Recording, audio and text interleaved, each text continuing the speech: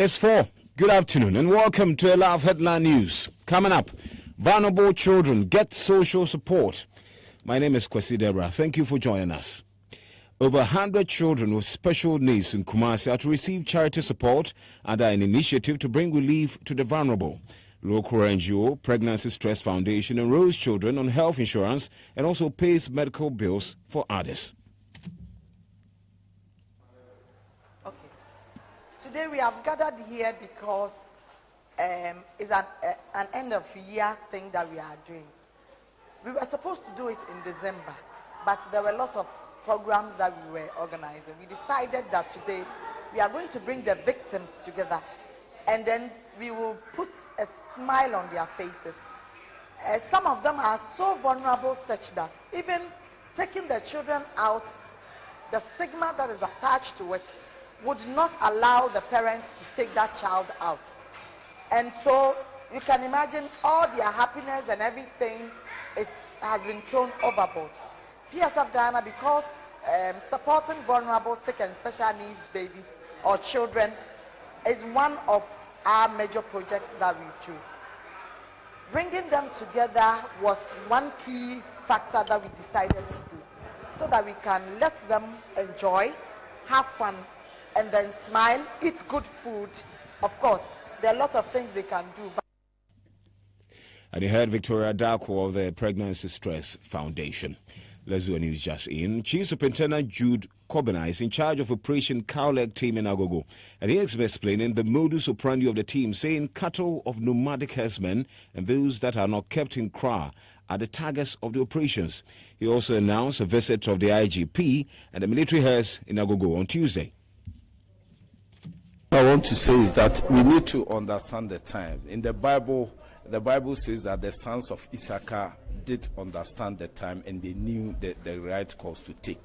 So we are now in a different world. Gone are the days when graduates were being employed, white collar. Okay, so Chief, the operations of the Operation Cowleg team in Agogo, fill us in. How many men are here? And what has been the modus operandi of the team? Yes, currently this is a joint operation between the police and the military. The police components, we have 143 men and then 10 SPUs on the ground currently. Okay. So what is the modus of operandi of the team? As we know of the situation, we've normally supposed to identify the location of the Fulani herdsmen and their cattle. We're also supposed to identify among them those who constitute a threat to life and property, because we know these people have really caused a lot of atrocities to the farmers and our women, and even also really caused damage to most of our farm lands or the farm crops. We're also supposed to arrest and prosecute.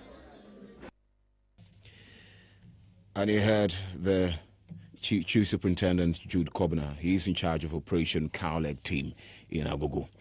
Host of Israel FM's DEBRAH show, Elino Efe Amano, is proud recipient of the Wisdom Winning Award for her influence on the media and humanity. She is among a number of people recognized for excellence in various fields of endeavor at a ceremony in Kumasi. It was organized by the Ghana chapter of the international NGO Prince Hampel Outreach. They include Most Reverend Professor Daniel Yinkasafo for the religion category and actress Nanama McBrown for entertainment impact. Avesa MPP Regional Chairman Bernardine Chubuesia for political impact and Boris Beidu for business impact. Mrs. Amano, also known as Bamefi, is excited about the honor and advises media practitioners to use their knowledge and platforms to better the lot of humanity. Well, yesterday's award was a surprise, just beginning of the year. Yesterday was the 14th day of January 2018. And then there are so many radio stations in Ashanti region. And everybody is doing the same program in Ashanti region and Ghana.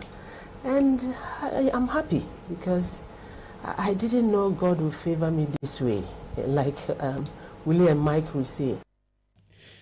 She particularly urges women to strive for excellence in whatever they do. It's about planning.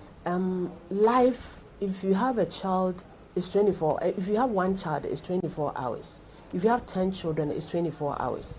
10 children plus your husband and yourself, you are 12. It's 24 hours. So it's about planning. You need to work within that 24 hours. Get some rest. I started this program way back. My counseling program started way back 1990s. Host of Israel FM's DEBRAH show, Elino Efe Amano. Let's do some international news. An aide to Zimbabwe's former president, Robert Mugabe, has said he feared civilians could drag out and lynch the leader in a Libyan scenario. During Mr. Mugabe's last week in office, he was under house arrest as the military staged a takeover, which would eventually oust him. And Kutai started visualizing an image of Muammar Gaddafi. Mr. Mugabe's former spokesperson, George Karamba, said he was speaking to Zimbabwe's privately owned Daily News site. And that's how we end the live headline news at 4. My name is KWESI DEBRAH. Just before you go, a lady writes to us today on Drive Talk, and I read, "Hi, Ruben. After my boyfriend made me terminate pregnancy 8 times, he claims he's convinced I'm the woman to marry now. As a condition, he wants me to conceive for the 9th time before wedding. I'm confused whether or not to go with his prescription or ignore him. Please help." Any advice for her? Abortion for the 9th time. No, he's had it for 8 times. One is coming. There's going to be an abortion for the 9th time. Oh, yeah? Oh, yes. What makes you think so? Oh, you've had it for the 8th time, and he now wants to marry you and telling you on one condition that you get pregnant. There will be a 9th abortion. Trust me. What's your advice for the lady? It's better for the girl to call it quit. The whole relationship, everything should come to an end. It will go nowhere. There will be the 9th abortion. There will be the 10th abortion. It will go nowhere. Kofi? Yeah. You know, in any race, quitters never win. So if you think you've had maybe 8 unfortunate abortions, and therefore you think the 9th one that would rather make you a mother, you are rather also thinking like it will be like the 8th, so be it. But I think the 9th one should be the one for her. So she should go for the 9th one and then just become a mother. That's all. You die.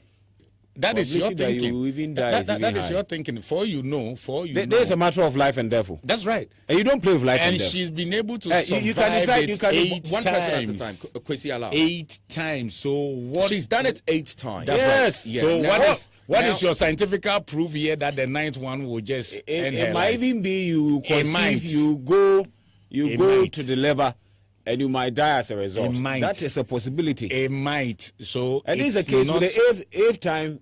Of course, certain things might be wrong there in your womb. So that is why they have to keep the 9th one so the baby will come.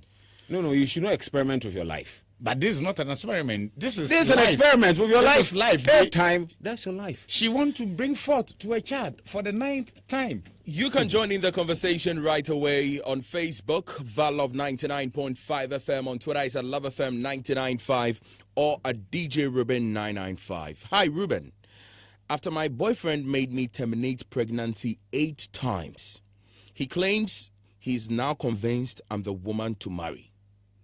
As a condition, however, he wants me to conceive for the 9th time before wedding.